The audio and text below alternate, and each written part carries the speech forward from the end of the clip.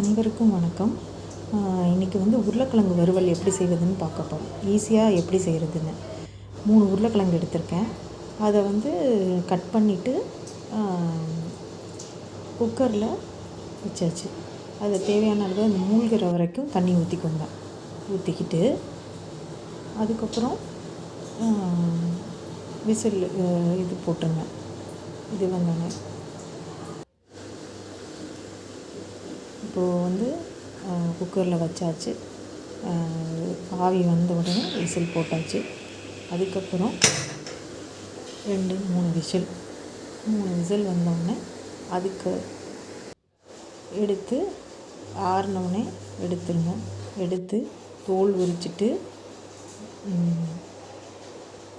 கரம் மசாலா, உப்பு எல்லாம் அதில் போட்டுருங்க.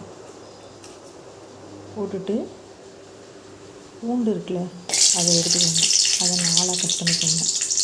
கட் பண்ணிவிட்டு எண்ணெயை காய வச்சு அதில் போட்டுருங்க. பூண்டை போட்டுட்டு இந்த கரம் மசாலா, உப்பு இதெல்லாம் கலந்து வச்சுருக்கோம்ல, அந்த உருளைக்கிழங்கு எடுத்து இதில் போட்டுற வேண்டியது.